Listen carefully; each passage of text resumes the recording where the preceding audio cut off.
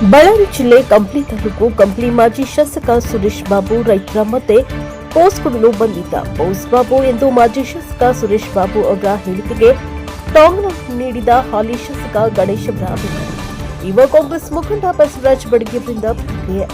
ಕಂಪ್ಲಿಯಲ್ಲಿ ನಡೆದ ಧಾರ್ಮಿಕ ಕಾರ್ಯಕ್ರಮಕ್ಕೆ ಬಂದು ರೈತರ ಮಧ್ಯೆ ಕುಳಿತು ನೀರಿಗಾಗಿ ಹೋರಾಟ ನಡೆಸಿ 2 ದಿನದಲ್ಲಿ ಹಾಲಿ ಶಾಸಕ ಗಣೇಶ ಮನೆಗೆ ಟಿಬಿ ಡ್ಯಾಂ ಬೋರ್ಡ್ಗೆ ಮುತ್ತಿಗೆ ಹಾಕುವುದಾಗಿ ಹಾಗೂ ಹೇಳಿದ ಮಾಜಿ ಶಾಸಕ ಸುರೇಶ್ ಬಾಬು ಅವರನ್ನ ಪೋಸ್ ಬಾಬು ಅಂತ ಕಾಲಿಡಿದ ಬಸವರಾಜ ಬಡಗೆ. ನಮ್ಮ ಶಾಸಕ ಗಣೇಶನ ಬಗ್ಗೆ ಮಾತನಾಡುವ ನೈತಿಕತೆ ಇಲ್ಲ. ಸುರೇಶ್ ಬಾಬು ಅವರಿಗೆ ನಿಮ್ಮ ಕೆಲಸಗಳನ್ನ ನೀವು ನೋಡ್ಕೊಳ್ಳಿ. ನಮ್ಮ ಶಾಸಕರು ಮಾತಾಡುವುದಿಲ್ಲ, ಜನಪರ ಕೆಲಸ ಮಾಡ್ತಾರೆ.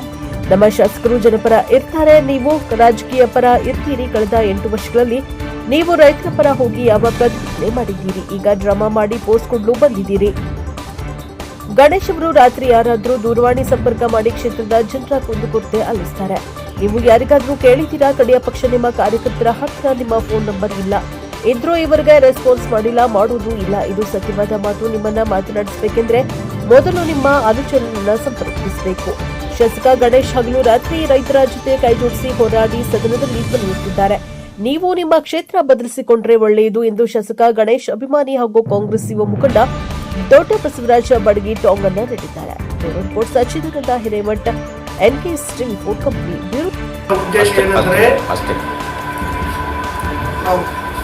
ಈ ಮೂಲಕ ತಿಳಿಸುವುದೇನೆಂದರೆ, ಪತ್ರಿಕಾಗೋಷ್ಠಿ ಕರೆದಿರೋ ಉದ್ದೇಶ ಏನೆಂದರೆ, ನಮ್ಮ MLA ಸಾಹೇಬರಾದಂತಹ ಗಣೇಶ್ ಅಣ್ಣವರ ಬಗ್ಗೆ ಮೊನ್ನೆ ಬಂದು ಮಾಜಿ ಶಾಸಕ TS ಸುರೇಶ್ ಬಾಬು ಅವರು ರೈತರ ಪ್ರತಿಭಟನೆಯಲ್ಲಿ ಕುಂತು ಪೋಸ್ ಕೊಟ್ಟು ಅವಹೇಳನಕಾರಿ ರಾಜಕೀಯ ಪ್ರೇರಿತವಾಗಿ ಹೇಳಿಕೆಗಳನ್ನು ನೀಡಿರುವ ವಿರುದ್ಧ ನಾವು ಈ ಪತ್ರಿಕಾಗೋಷ್ಠಿಯನ್ನು ಕರೆದಿರುತ್ತೇವೆ.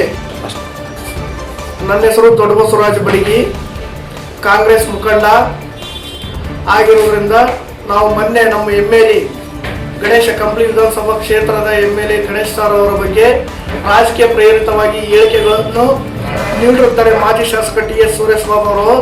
ಆದ ಕಾರಣ ಅದನ್ನು ಸ್ಪಷ್ಟಪಡಿಸಲಿಕ್ಕೆ ನಾನು ಸುದ್ದಿಗೋಷ್ಠಿಯನ್ನು ಕರೆದಿರುತ್ತೇನೆ.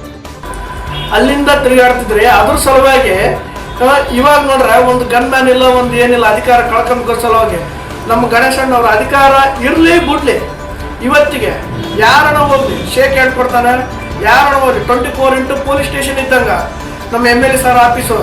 ಯಾವಾಗ ನಾವು ಹೋಗಿ ಜನ ಸ್ಪಂದಿಸ್ತಾರ, ಯಾವಾಗ ನಾವು ಹೋಗಿ ಏನು ಎತ್ತಾಗ ಅಂತೇಳಿ ನಿಮ್ಮನ್ನು ಮೀಟ್ ಆಗ್ಬೇಕಂದ್ರೆ ಪುರಸಭೆ ಕೌನ್ಸಿಲರ್, ಗ್ರಾಮದ ಮುಖಂಡ, ಆಮೇಲೆ ಗೋರ್ಮೆಂಟ್ PA, ಆಮೇಲೆ ನಾರ್ಮಲ್ PA, ಆಮೇಲೆ ಅದು ವಾರ್ಡ್ ಮೆಂಬರ್ನ, ಆಮೇಲೆ ಸಾರ್ವಜನಿಕರು ಅವ್ರ ಮುಖಾಂತರ ಏನು ಹೌದಾ ಅಲ್ಲ ಅಂತ ಹೇಳಿ ಕಳಿಸಿಬಿಡ್ತಿದ್ರಿ. ನಿಮ್ಮ ಮಕ್ಕ ನೋಡಿದ್ರೆ ಅವಾಗ ಮಕ್ಕ ನೋಡ್ಬೇಕು, ನಾವು ಎಲ್ಲರ ಮಕ್ಕ ನೋಡಿ ನಿಮ್ಮ ಮಕ್ಕ ನೋಡ್ಬೇಕು.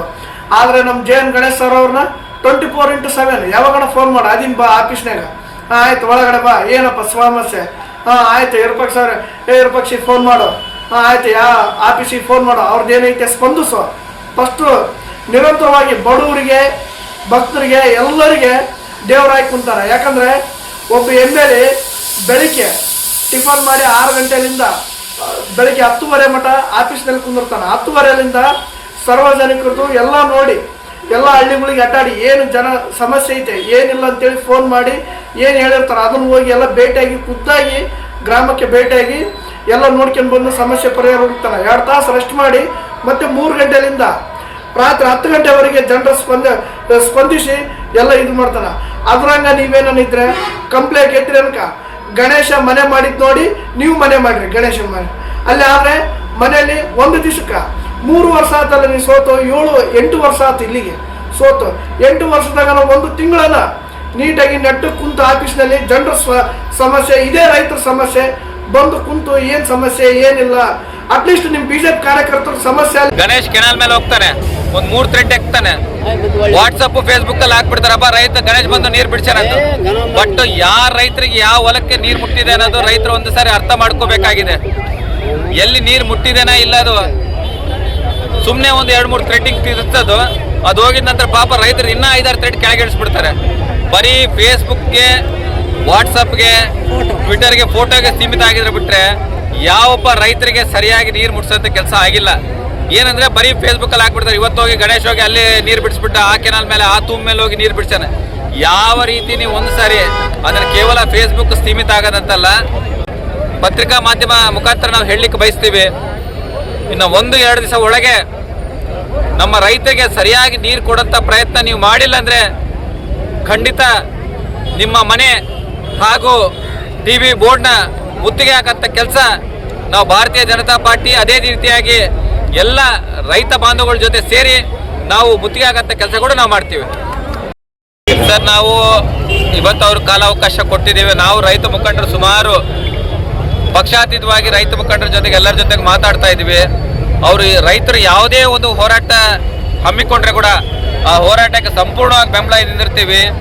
ರಾಜಕೀಯ ಬಗಲಿಗಿಟ್ಟು ರೈತರಿಗೆ ಅನುಕೂಲ ಮಾಡೋಂಥ ಕೆಲಸ ನಾವು ಮಾಡ್ತೀವಿ.